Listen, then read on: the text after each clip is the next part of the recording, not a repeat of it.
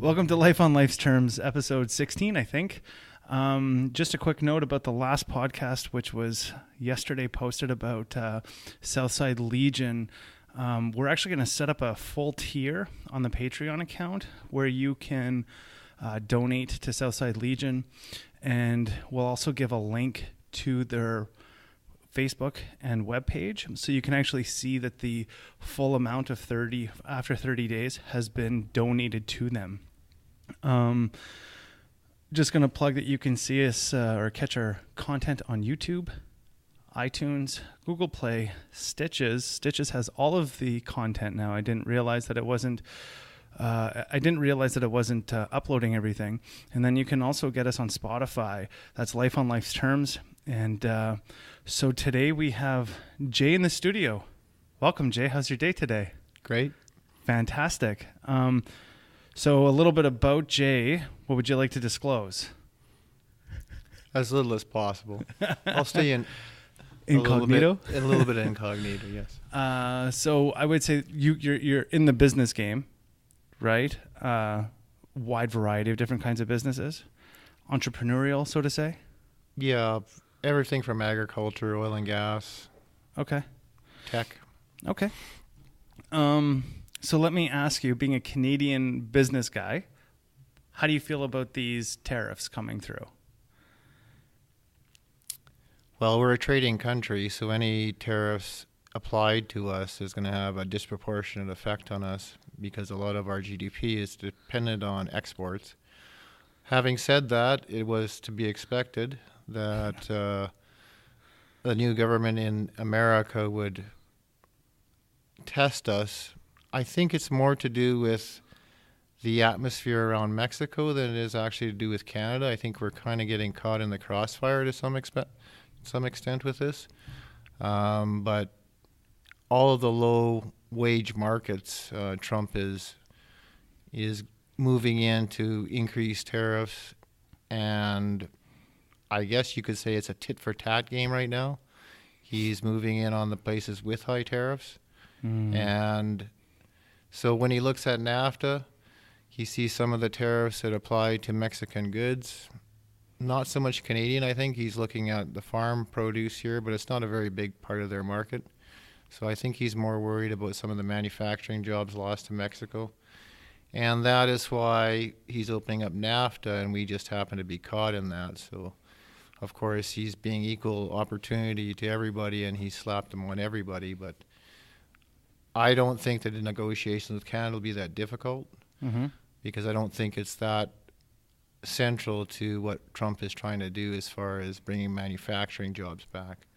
We represent more natural resources and so forth, and a lot of our exports are international in scope. They're not just American, so for those reasons, I don't think we were the central focus. So we obviously, while here on this podcast, we'll go a little bit conspiratorial.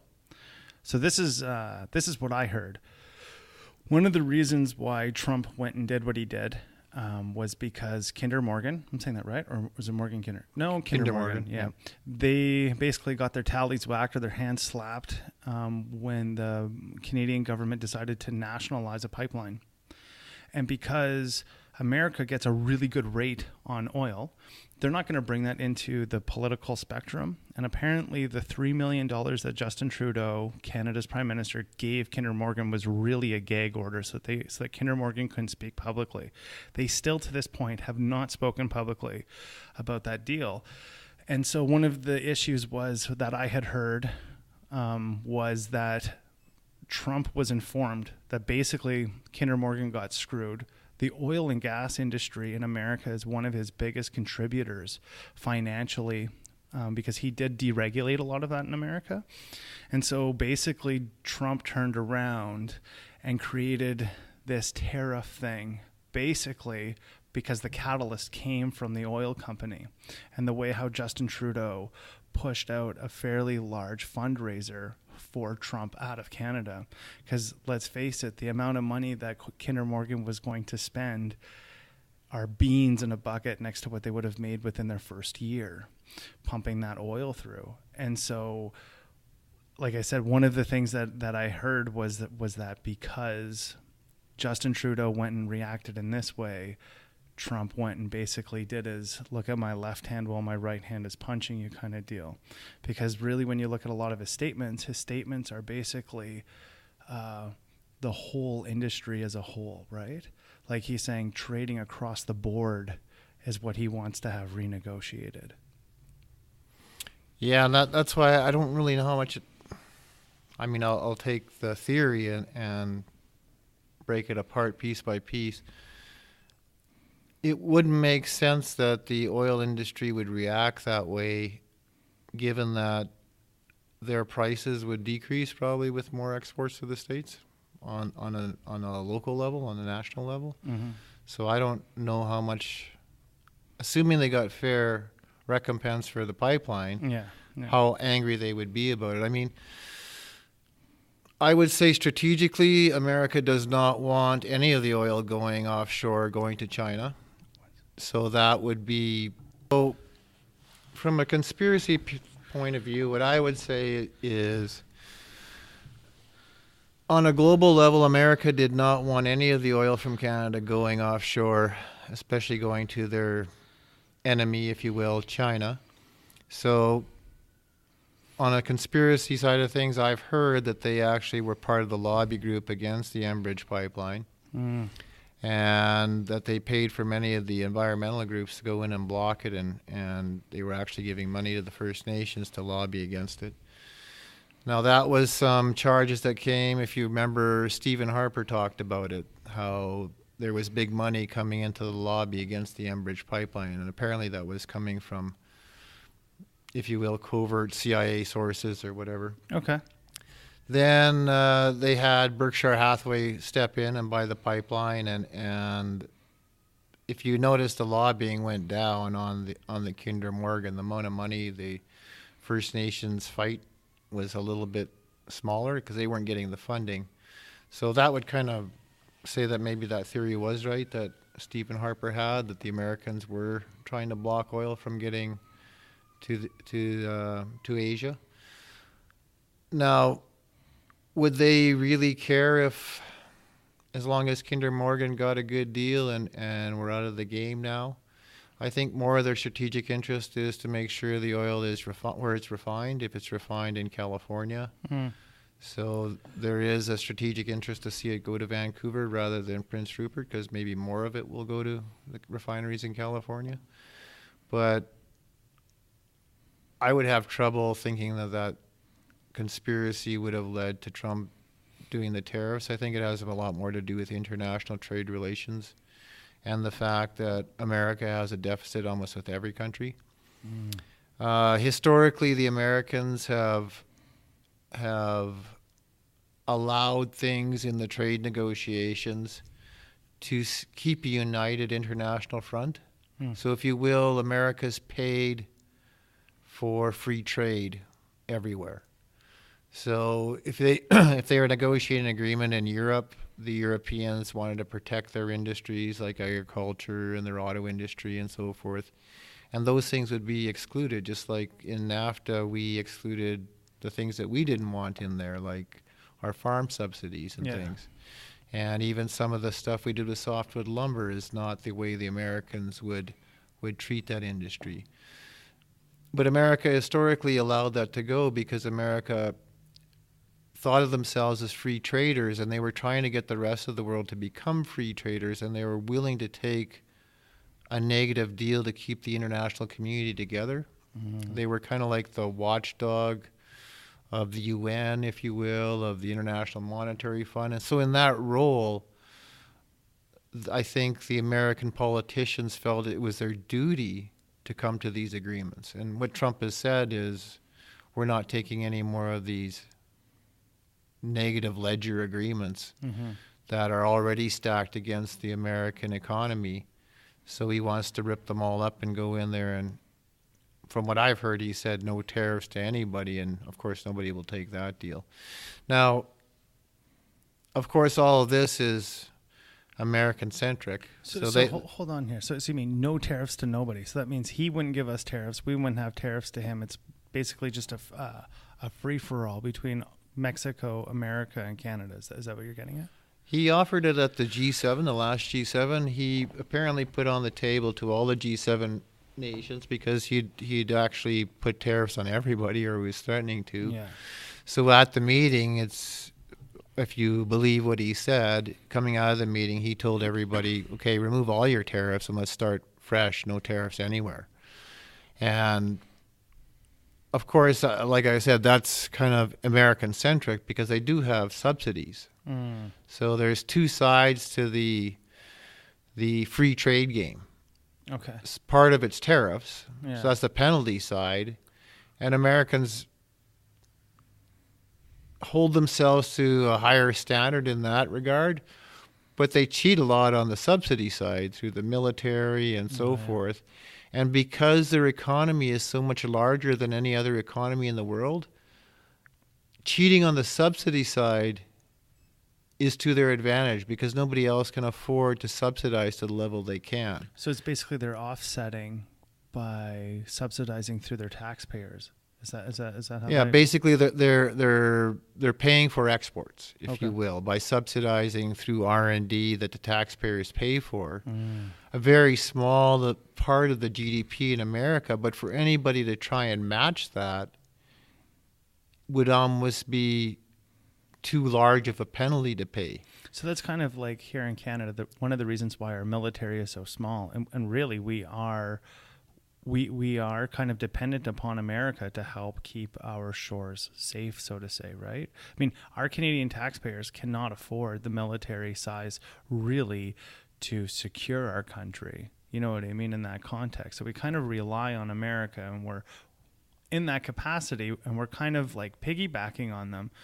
However, the extra that they afford is only because of their taxpayer base. That's the only reason why they could do it. So in this regard, for us as Canadians, it's a benefit, you know, if they're able to subsidize that way. But where it's not a benefit is when it comes down to actually doing trade, like when we're trading dollar for dollar. Yeah, a good example would be airlines, or airplanes, I guess. Okay. You notice the Americans are down on Bombardier for subsidization in our sales contracts, right? Yeah. So they've come down hard on us because our subsidies are direct. You can't hide them because we don't have a military. We can't, we don't do all of that R&D in our military, right? So the cost of our units, for in this example, one airplane, all the R&D is factored into that unless the government comes in and offsets that through a direct subsidy. Okay. Where the Americans hide behind their military, all that R&D goes in on the front end, decreases the unit cost of each airplane by the time it goes up for sale. So a Learjet against a Bombardier, unless the Canadian government subsidizes the Bombardier, the Learjet's way cheaper because all their R&D has been paid for already. So that's it's very disingenuous actually of the Americans to claim that they don't do anything to advantage their companies when actually their subsidies are probably one of the larger, especially in the manufacturing area, the R&D area, they probably have the largest subsidies in the world. Wow. Are we able to compare, in your opinion, in the pharmaceutical market with America? Because a lot of the things that I'm hearing from like Fox News and CNN, I do take in both. I don't want to be polarized on either side, but both of them are polarizing in their own right. But the one point that it seems that they can both agree on is that Americans are getting raked over the coals when it comes to pharmaceuticals because they're the ones who do the R&D, and Americans pay a lot of money for their pharmacy. I mean, here in Canada, we do pay for our pharmaceuticals, but there is a subsidy at the top end that we don't see as the customer on the bottom side, right? Like a lot of Canadians don't recognize that the Canadian Medical Association subsidizes a lot of the medication that we do get in Canada. And so Americans are saying all these countries are getting cheaper medication off of our backs, or their system is skyrocketing medication because of the way how their structure is. Have you heard this at all? I've heard it, and here again, it's the Americans being a little bit disingenuous with trade, or maybe that's the wrong way to put it. The reason American medical costs or prescription drugs costs are higher is they don't allow as much generic drugs into their system. Hmm. So what a lot of the other countries are doing is, first of all, we have a single payer system, Yeah. which drops the cost, right? So right there, even at apples to apples, we would have cheaper drugs because we have a single buyer. Yeah. So we're able to get economies of scale. But the other thing that we're doing that most other countries are doing is we're implementing generic drugs as quick as we can. And the Americans have been fighting against that. They're trying to get longer and longer patents on each drug, which will increase the costs of the drugs to the consumer. Mm-hmm. So the shorter the patent is, the quicker the generics can get in there. The generics always drop the cost basically down to your marginal cost of production. So you might be paying $300 for a prescription. As soon as a generic gets in there, it's like $20 because that's the cost of production of that unit. And American pharmaceuticals, much like their IT companies, have been going, well, everybody's, they're not respecting the patents internationally. They're coming in and they're doing knockoff drugs and nobody's penalizing them for it. And so they've been trying, in the trade agreements, the Americans are always trying to put this patent protection in. But what would that do? That would increase drug costs for the whole world. It wouldn't decrease costs for the Americans, because as long as those patents are in place, the company with the patent isn't lowering the price. Until the competition enters the scene, the price stays the same as what it was initially introduced. Doesn't matter how many units they're selling. So that is, to me, it's not America against the world, it's America against themselves. Yeah. Shorten your patent length and your drug costs will go down. And I think this is one of the issues that we see is we're left to our own devices to try to come up with what exactly they're talking about. Like when we hear America spewing out what America is spewing out when it comes to media, so on and so forth, it's unfortunate here in Canada that all we're really subjected to is their media conglomerates. So we're basically buying into a narrative. I don't think we're even buying into actual fact. It's a narrative that you're buying into. And I think a lot of Canadians, we're kind of ignorant and naive to that. And so we actually almost think that this narrative becomes a gospel, and I think when even the people that I've talked to in my circle, it seems that they're even polarized when it comes to why these tariffs are happening, and then how America is basically always reaping the rewards.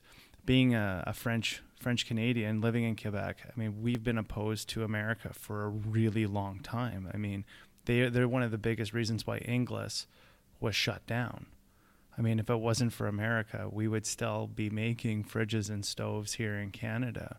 We don't anymore because we were basically raked over the coals. I lived in northern Ontario and northern Quebec, where softwood lumber was a huge deal for us. And for a long time, we were in trade battles with America. And even American trade lawyers were saying, you guys will win. Just stick it out. You're going to win in our own court system. As soon as Stephen Harper came in, he made a deal. The mill started working again for about 6 or 7 months. And where are they today? They're all shut down. They're all closed. And so Canadians are basing this tariff thing or this tariff issue, as well as seeing some things from the past of seeing how America has crippled some of our industry. But I don't think it's an actual informative, educated understanding of what's really happening. And I think it's the same thing on the American side. I don't think that the Americans understand that, we're not really beholden to them if we decide to start selling our resources elsewhere. Geographically, it makes sense to sell to them. But we can go elsewhere. It's not going to be great for us. And we would have to figure out what that is and how to make that work. So I think Americans, even like on this podcast, I get messages from Americans saying podcasting and this kind of media stuff is probably the last thing that isn't tariffed. You know what I mean? I'm not paying taxes to put any of this stuff in America, and Americans are not paying any tariff to put their content in Canada. And so, this is where we're going in the sense that it's becoming these are your M&Ms and these are my M&Ms. And it seems to me like we're trying to play poker against each other. and it's not advantageous for either side. Well, trade in North America is a much more nuanced and complicated issue than to just look at. If you look at it from today's perspective, maybe it looks like we're getting picked on a little bit. But if you go historically, you got to remember a lot of the industries that we had here were actually protected industries, and we were manufacturing the Canadian component of that company's production. All we really have left now is the Auto Pact, right? Yeah. So in the Auto Pact, how many of those vehicles would actually be built in Canada if we didn't have the Auto Pact? Probably not too many. Yeah. Although having the Auto Pact there, and if the factory is already there, there are some instances where having the Auto Pact, we actually produce more for short periods of time because our dollar falls or something, and our product becomes cheaper. But would the factory have ever been built there if it wasn't for the Auto Pact? No. So there wouldn't be any opportunity to even benefit from a lower Canadian dollar and produce more autos during those periods if you didn't have something that came to begin with that said we're not going to be free traders. Right? Yeah. And so all those factories that were closed in Ontario at the beginning of the free trade agreement and later NAFTA agreement, most of those shouldn't have existed anyway. So my training is in economics. I would say those plants being closed are actually good for the Ontario economy because it took us away from producing things that we weren't good at producing and focused our energy on producing things that we could compete internationally. So if you follow that logic a little further, I would say that yes, there will be some short-term pain if NAFTA is ripped up and if it's replaced with nothing. But as you said, long-term, we will find other markets. We will produce things that we're good at, and we'll get out of things that we're not good at. Yeah. Should we be producing cheese in Canada? Maybe not. Maybe we're only doing it because we have a bunch of tariffs on dairy. Yeah. And, is that, nobody's ever sat down and said, is that strategically good for Canadians to be producing dairy, north of 60 or wherever some of these dairy farms are? We've just done it because we've had this inertia, and we thought it was a good thing, just like our national health care. It's part of what makes us Canadian to do certain things, so we've done them that way. But nobody's ever really sat down and had a debate, what alternative industries would be in that area if we weren't doing this. How much cheaper would the product be to Canadian consumers if we didn't have these in place? We just as Canadians accept them as part of the price of being Canadian and supporting those institutions to function the way we've always had them function. Yeah. And so it's like we agree that we would pay higher taxes because we have a national health care program, right? I mean, yeah, and I think just to give some sort of a metaphor, if I could, is, when you're working for the man, so to say, or like you got a good job with the government or a good job with a private firm and you're making all this money, and then all of a sudden you end up losing your job, that's sometimes the catalyst to become one of the best entrepreneurs in the world, right?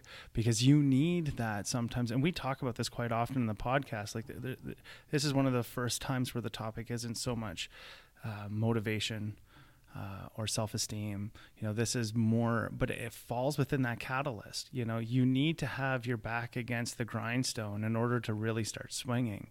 And sometimes I think that Canadians, we kind of need that. We're a little bit more cushiony up here. We don't have huge ghettos. We have a lot of low income, but we don't have, like, you can go into America and see a ghetto and people are living in a fourth world, literally in a first world country. We have that in Canada, but not to that degree in America. And so I think this may be the catalyst in order to show Canadians that we do have fortitude. We are able to deal with adversity and make something. However, daring to compare beans, I was watching another show, kind of the same course of action, but a little bit different, where there was a Canadian down in America talking to people saying, I believe that America is the best country in the world. Prove me wrong. And so on that premise, everybody kept on saying that Canada has free speech. And we don't. No, Canada does not have free speech. We have to really look at the premise. And this is one of the things that kills Canada, even in trading, I believe. Because what this does is it adopts those people who are negotiating and those people who are learning how the art of language, or even, if you will, the art of the deal, so to say, to take a little bit out of Trump's basket. If you're unable to use certain techniques in your vernacular and vocabulary, this can hurt you negotiating. Here in Canada, we're very polite people, and that's unfortunate, in my opinion. I don't think we have a lot of brass balls to say things. One of the reasons why I don't disclose exactly where we're podcasting from, so on and so forth, is because, I mean, some of the people who sat across from me are nervous about the hate speech laws that we have here in Canada. I mean, we had a Catholic bishop sitting here, and that was one of his issues later on, thinking about some of the conversation that we had. He's like, shoot, I don't want to be thrown in jail over something that I said. And Americans don't get that. But I think on the Canadian side, this is conditioning. This has become a conditioning, and it hurts us when it goes to negotiating and it goes into these things in life, because it puts us into a place where we used to say, it's not polite to say that. And now we say, it's not politically correct to say that. And Canada Well, you've kind of stirred something that's going to be kind of controversial that I'm going to say. Okay. Here we go. Yeah. So what's your controversy that you're going to dive into?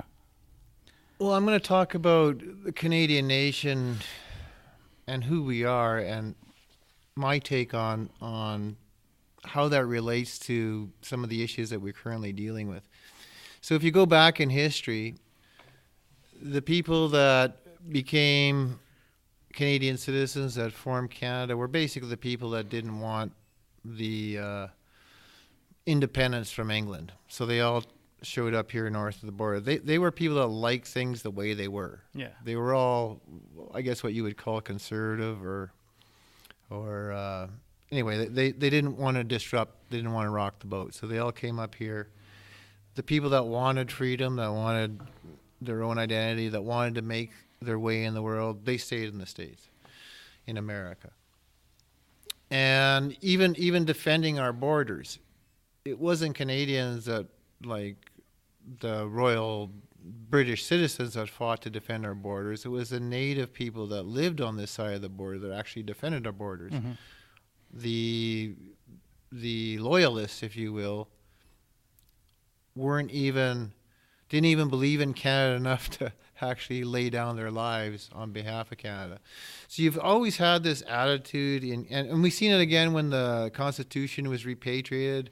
People were going, oh, you can't get rid of the Queen, and so forth. So this idea of traditionalism. That's okay. This idea of traditionalism and not wanting to experiment with new things, not wanting to undertake risks and so forth. It's kind of been a Canadian way.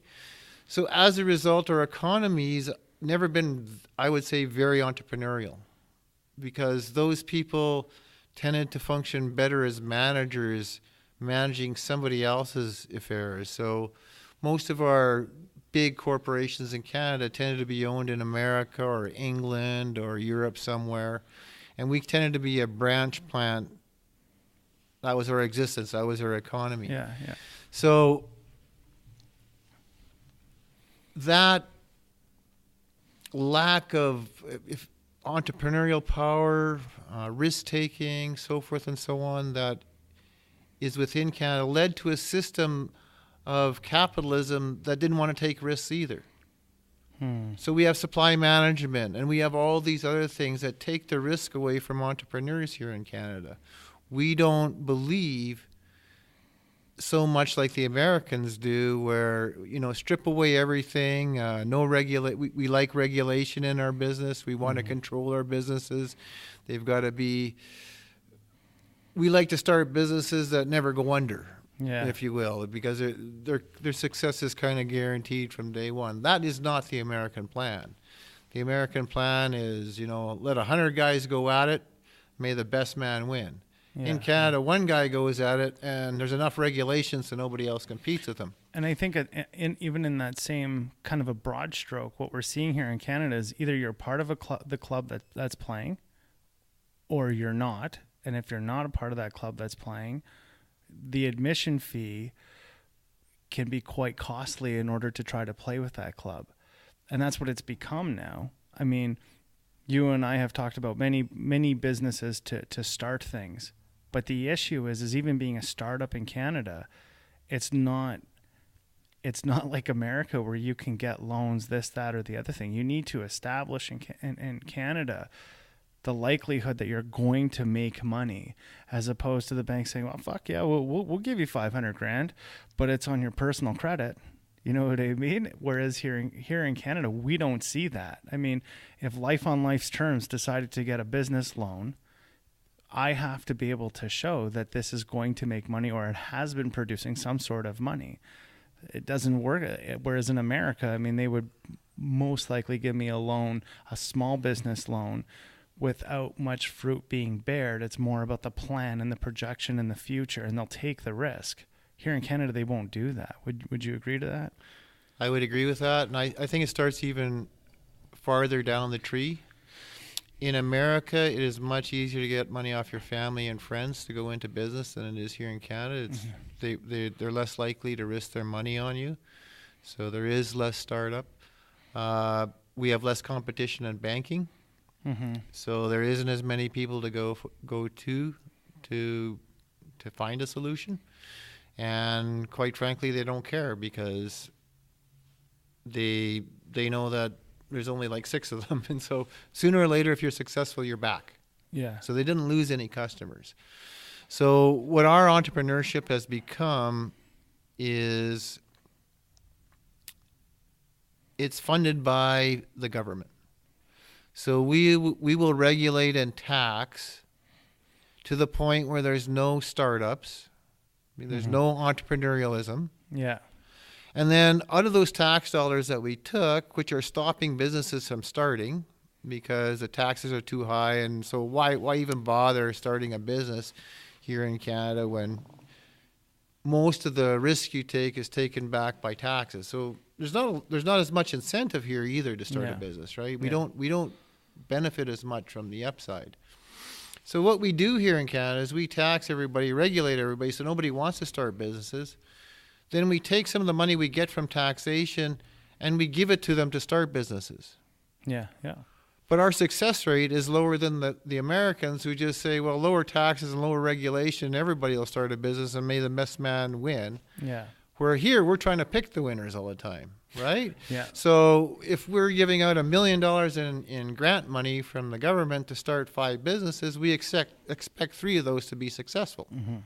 Or else we get even more constrictive with our startup money, which means even less people start up. Yeah. So it's kind of the opposite model of America. America says, throw as many people in there and make sure that as many people get started as possible. Here in Canada, it's let's not saturate the market anywhere. Let's make sure everything's done really nice with your franchises. Okay, there's ones for every so many miles or so many thousand customers, and I mean, let's face it, a lot of our businesses that you'll frequent here in Canada are part of a chain. They're a franchise, right? So everything's nicely segmented. There's almost no risk already because the franchise has its formula. Okay, you've got 50,000 people in that area, and here's the income demographic. Okay, you can have a franchise. Well, now that franchise probably isn't going to fail. Because we're in America, you might have that franchise going, but then you have like 5 or 6 startups going in against them, right? So. Well, and I think this is a really good segue into what legalization of marijuana has brought into Canada. We see a hell of a lot of entrepreneurs right now in every metropolitan city across Canada looking for shop space in order to sell cannabis or marijuana in Canada. Now, the problem is, and Americans, I don't think, this is where my listeners so far have been really interested, is how does that happen? How do you get a license to sell pot? And so one of the things that we kind of touched upon was regulation. So they didn't regulate. The government didn't really so much regulate the money. They regulated who's getting the money. So one of the things here in Canada is most Canadians have had a possession of marijuana charge. A lot of Canadians have. So if you have that charge here in Canada, you're not allowed to get the grant money in order to start your marijuana shop. You can't get it. You can't get registered. No. Yeah. So right there, that takes out the best dealers of pot, essentially. You know what I mean? Then the other thing is if you've ever been charged with cultivation of marijuana, you're not allowed to grow marijuana legally. So they took them out as well. Now, in my opinion, that's kind of like a catch-22 because they may be the best cultivator ever. And a guy might have won high times 15 years in a row, but because he got caught once cultivating marijuana, that's it. He's done, right? And so then therefore the product is what the product is. Where the government is regulating the product is the percentage of THC that distributors are allowed to put out. Now, because of that, so there's one regulation that we see in the out or the production of. But like I said, when it comes to entrepreneurs, feet on the ground, people moving and doing things, the way how the government did it was they did it by saying, if you've ever been caught with possession of marijuana, you cannot have, or you cannot, basically they said if you have a criminal record, but they were significantly targeting those with a possession of marijuana charge, saying you're unable to have a shop. That's how they regulate it, because on the outside looking in, it looks like that Canada as a government is investing all of this money into it, when really there's only 5 or 10 people reaping all of the rewards. And it then again, like you said, it becomes this cornered market as opposed to 10 guys running at it and making seeing who's the best at it. Well, cannabis is kind of an interesting take on the American version versus the Canadian version of entrepreneurship.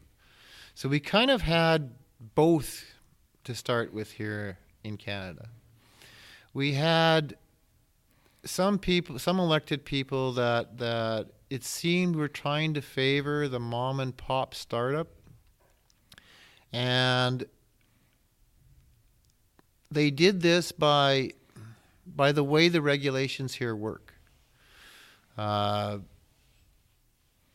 They went from medical to recreational. So because in medical all the grow ops were small, it tended not to attract a lot of the big industry into the medical grow op side of the marijuana market. And it seemed like, to begin with, the government was trying to have those people increase their scope of operation and kind of expand and have many players, many owners across the industry. So thousands of owners.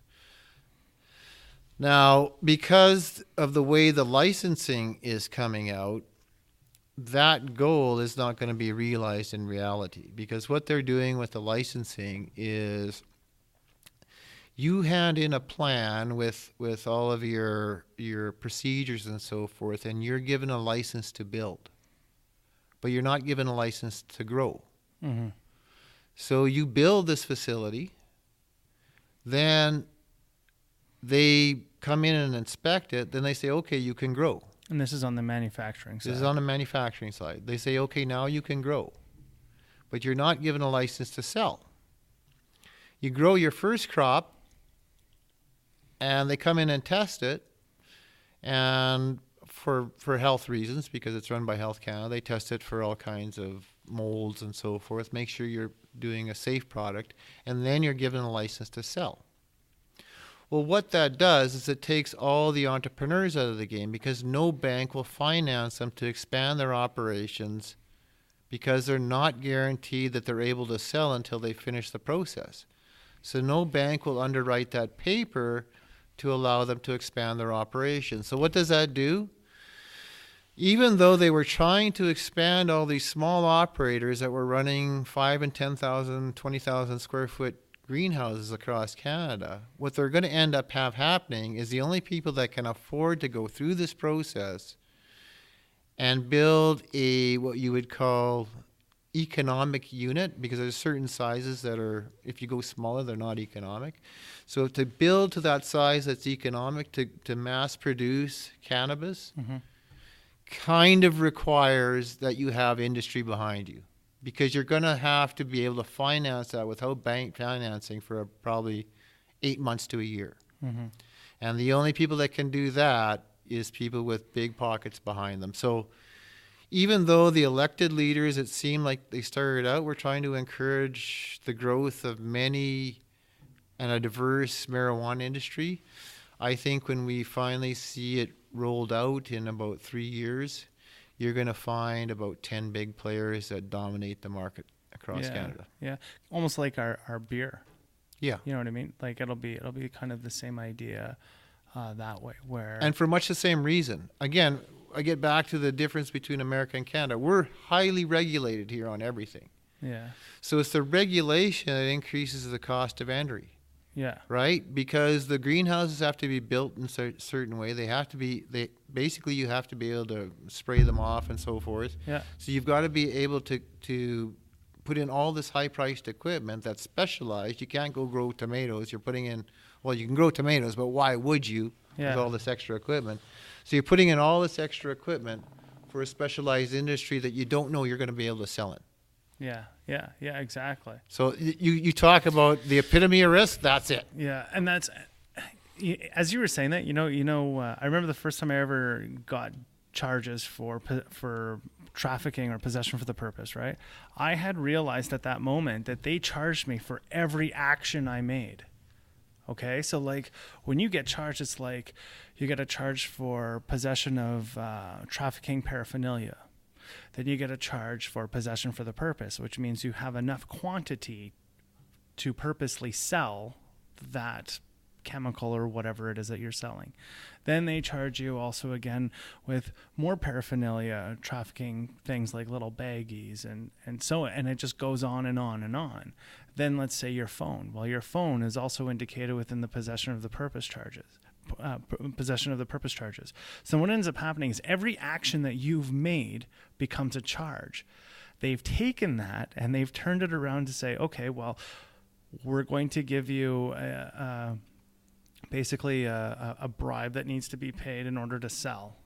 Then you need to pay us to cultivate it. Then you need to be able to follow this regulation. And it was the same thing. So if you were a guy back in the day, so to say, who was cultivating your own pot, putting it out on the street, getting people to sell it, and then bringing it, so you were top to bottom, which a lot of marijuana, and I had suggested this in another podcast, that marijuana dealers do not make money in Canada.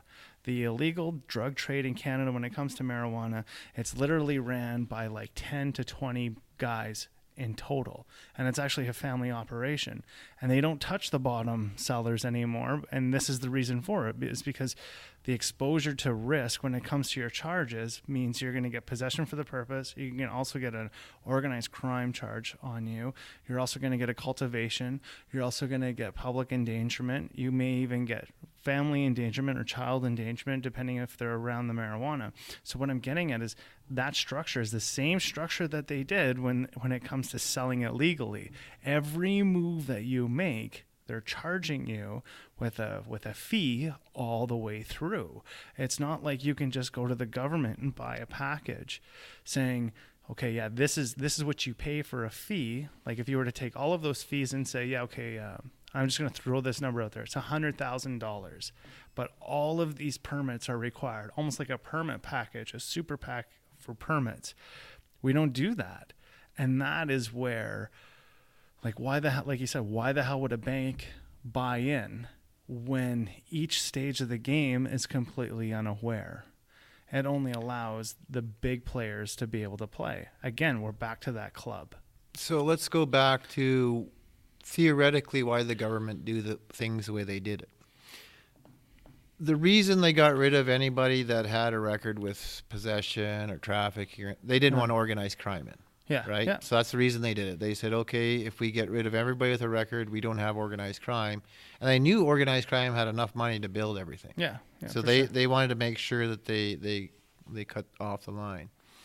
The other thing that to get the average smoker that might have a possession charge, Mm-hmm. the government would say, well, we don't worry about them because we allow 4 plants to be grown Yeah. individually.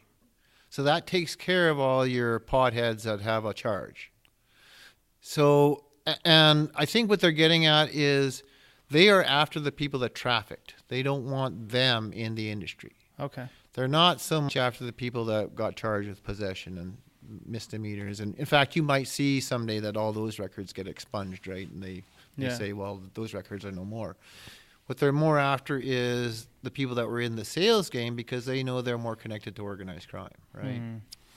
The other thing that I think that we're going to see here in Canada, this is off topic, but it gets back to this organized crime and selling illegal drugs, is you've seen in the states that have legalized marijuana that they're now experiencing a huge homelessness problem. Mm-hmm. And I think the reason for that is a lot of the people that suffered from more severe drug addictions, like let's say crack or meth or those types of drugs, they use the marijuana. They would sell marijuana as their income because they wouldn't smoke it. So it was a nice, safe source of income that they wouldn't touch. And then whenever they get enough money, they'd go take care of their habit. Well, as soon as you take off this safe thing that they could sell without dipping into supply, if you will, you've now unemployed a whole bunch of street sellers. So I'll agree with you there. And the reason why, so I don't agree with crackheads are selling pot in order to off their sales or off their price of crack. And the reason why I say that is because most crackheads will sell crack in order to keep crack in their pocket.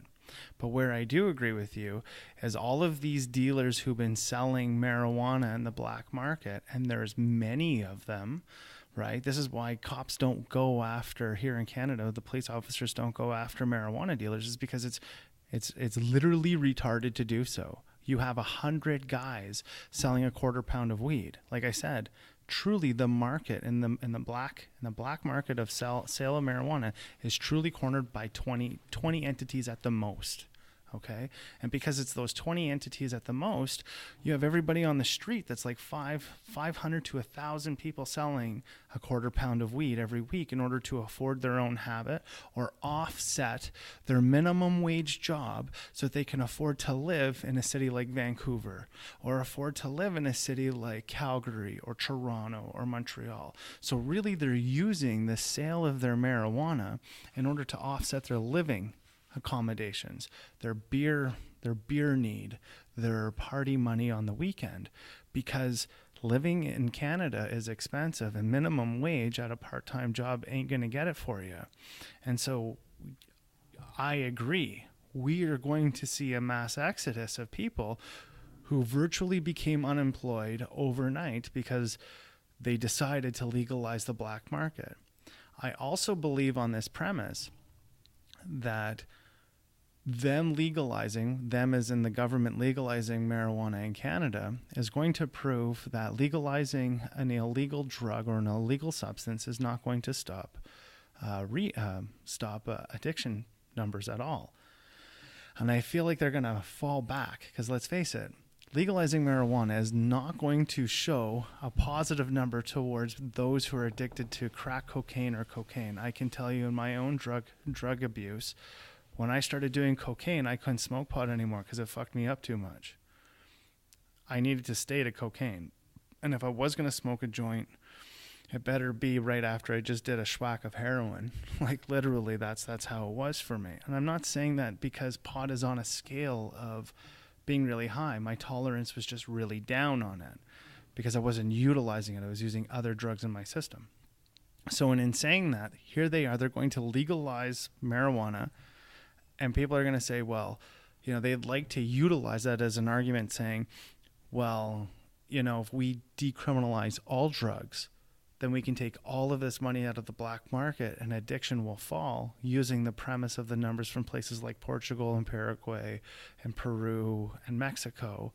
But the reality is marijuana is not going to be reflective of addiction numbers in Canada whatsoever. And I think that's kind of a setup. I think it's a little bit of a setup in that way. maybe people might disagree with me and say, I don't think the government's really thinking that way. I can tell you, being a guy who works in addiction and in the world of policy and procedure, these are the numbers that they're looking at all the time, constantly they're looking at this stuff. And it would be very unfortunate that they legalize marijuana, and the next thing you know, we try to go for decriminalization of all drugs. And they say, well, yeah, but it's not going to do anything because it hasn't. We tried it once with one substance, and addiction has still raised and gained because they're not distinguishing, if there is such a thing, addiction to marijuana. And the difference between an addiction to marijuana and an addiction to crack cocaine or heroin or the opioid addiction, they're not distinguishing between the two. They're just conglomerately putting them all together. I don't have that same concern. My concern is they're gonna see a jump in crime. So a lot of the reason when you talk, if you watch the Senate debates, if you watch the debates in Parliament, a lot of what they were talking about is taking the legs out from underneath organized crime. We have to give a premise of what the Senate is, because American Senate is not the same thing as our Senate. So our Senate is basically, they're the people who basically sign a bill into a law. So it goes from Parliament to Senate to our Governor General. Our Governor General is basically a representative of the Queen. The Senate is, you would know, what's the Senate like for Americans? Well, it's unelected first. Yeah. It gives second reading of all bills. Yeah. So you really wouldn't have a comparable. But in America, everything goes through the House of Representatives and then through the Senate for most things to pass. So it's kind of the same process, except our Senate isn't elected. Okay. So you were saying the arguments that they were having in there, what were their key points in those arguments? Well, the big debate or the big push was to take money out of organized crime, and they would see a decrease in crime in Canada. I think they're going to see the opposite. They're going to have a lot of petty crime from these people that don't have income. And I hope they aren't throwing the baby out with the bathwater, like you said. Like they're not going to look at those stats and say, "Well, this didn't work," because to me that's a temporary problem. Yeah, I agree. That phenomenon will be about 5 years. Mm-hmm. It'll wash itself out of the system. Those people will either go to jail, unfortunately die off. That's another thing that would happen to them, or get addictions counseling and get on with their life. Yeah. So after that 5-year period, I think that bump will be gone. Yeah. But how do they read that bump? Do they say, well, we don't want to do this again? Because can you imagine what the crime will be like if we decriminalize everything? Yeah. And I agree. Unfortunately, what I have seen in Canada, though, is the baby gets thrown out with the bathwater. I have yet to see policymakers say, because even the Liberal government, except for right now, but time immemorial for Canada, even Liberals are a little bit more conservative than other Liberals around the world. This is really the first time we've ever seen a nut like Justin Trudeau go and do what he does. And I'm just going to throw this out there because a lot of people, I heard this from a very, very, how would I put this? A substantial source within the cabinet of the federal government of Canada. Justin Trudeau did not know that we paid for the tariffs. He thought, I'm not kidding you when I say this, he thought that when he put a tariff on anything to do with America, as soon as America sent it to us, they paid for the tariffs. He didn't know that his Canadian population paid for the fucking tariffs. That he just put onto all the goods? That's right. He didn't realize that. And that's why when you see him in this, there's a thing on CBC where on a Sunday morning, and you can see him really walk back all of the rhetoric that he was talking about with the tariffs, because my source told me he was just informed like the morning of Sunday. So he called these tariffs on the Friday, and he was just informed on Sunday that we pay. He had no idea from the time that he called them. And it was assumed by his staff, who told him that he needed to make the same countermeasures, that he understood what tariffs were. But he didn't. And that assumption made an ass and a you out of me. You know what I mean? Like that's what it did, right? Well, Trudeau is only a drama teacher, so one can't expect him to know economics, but one would hope he knew that. But I've heard the same thing on other issues. Like I heard during the election that they told him to stop talking about legalizing marijuana because it was the only issue he sounded educated about. Mm-hmm. And when it got to all the other issues, like the difference in his education about marijuana and all the other issues was so dramatic that shut up about marijuana so they don't know how uneducated you are on the other issues, right? So I've heard that before, and it stands to reason. I mean, he was a drama teacher that got drafted to, take out Stephen Harper. That's really what happened. That's exactly it. And he had no prior. I don't even think he had a desire before they approached him to run for the Prime Minister's office to, So again, go that way. My source, the reason why he ran was to top up the trust fund. That's no kidding. Because if he keeps on drawing on his family trust fund, there will be less money for his kids. So what Americans may not understand this, and I'm just going to get into this, and I don't mean to beat up Justin Trudeau, but this is the reality. He gets between him and his brother, they get a $500,000 trust fund split. So they get $250,000 cash paid every year. Taxes are paid on it, so their take home is $250,000 a year, and that's essentially the dividends from his family trust. So it doesn't even really draw on the principal unless the family trust does a boo-boo, and they have to draw it out of the principal. So apparently the trust got a little twisted, and this is why some of the principal has came out. Now, the other issue to this is his family trust doesn't allow him to budget his own money. So yeah, his family trust tells him how to budget his money. He's not given carte blanche of like, this is how you spend your money. He's never been taught how to spend his own money or create his own budget. He's only ever been given, this is how much you get to do in everything, and this is what's left over for you. We've paid all of these bills. He doesn't know that. Never has. And these are even people that I know from Ottawa who've known him, and Montreal, who've known him since he was a kid growing up. He really doesn't understand how things are paid. So like now when I see him and they're trying to push him as like this blue-collar teacher, I mean, it's such horseshit, because the reality is he was a teacher in a private school substitute that was still making $80,000 a year, which he just pumped back into his family trust. Like, he was making more off of the family trust than he was at working. Yeah. Like, and I've heard the same thing. I heard the big money people, the big political people in Montreal, sat down with Justin for a little while before, I think it was about a year before he announced. And I even heard that they went and paid off debts from it. I don't know.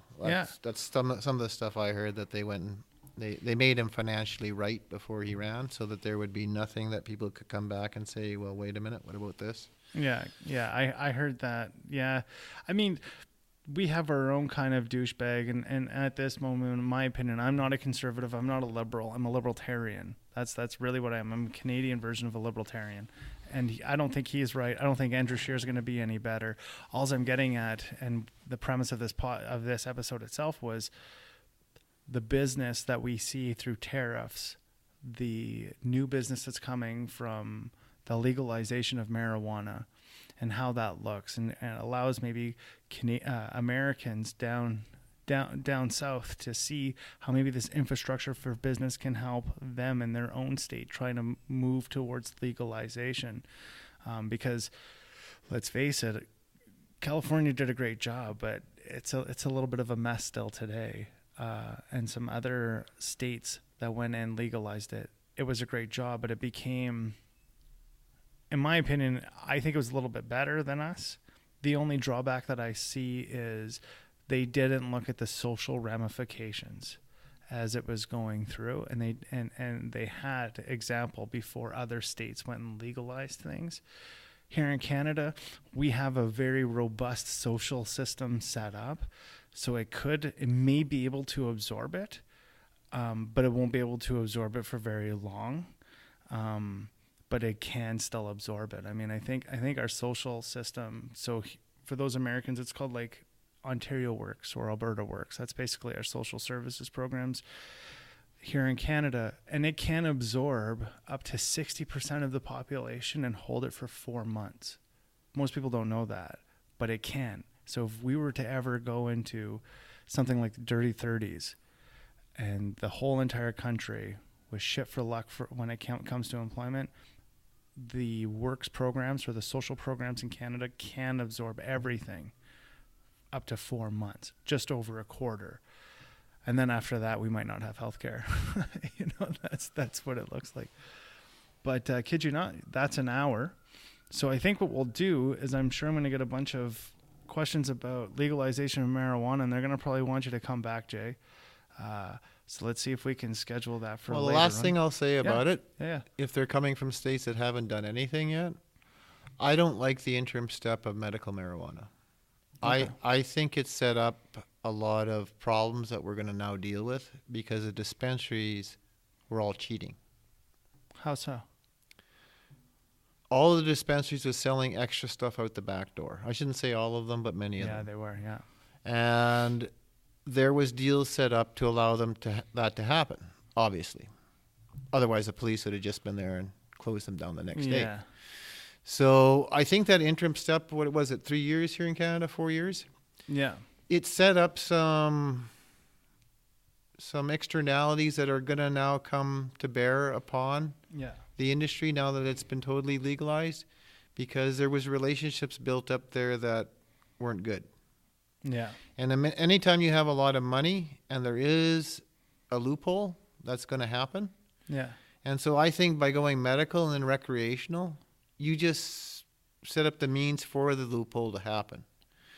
So now you've set up the means by which people can be corrupted in positions of power and so forth. So to me, that was a bad step. I would go, go straight all the way through, yeah. Okay. And not stay with that interim step because everybody cheats it anyway. So if you guys have any questions out there, you can definitely hit the what's it called, the website at Life on Life's Terms. You can also subscribe at YouTube and leave a question down below, and you can get us again at iTunes, Stitches, Google Play, and Spotify. If you go to our Patreon page, you can donate to Southside Legion Boxing, and after 30 days, we will give them all of those donations. You can also make a one-time commitment of $30 and get a Life on Life's Terms t-shirt, and you can make a $5 weekly commitment and get all of this content before Thursday and Friday and have it hot and ready as soon as it's done. I thank you again for listening, and looking forward to talking or providing you more content again. Bye for now.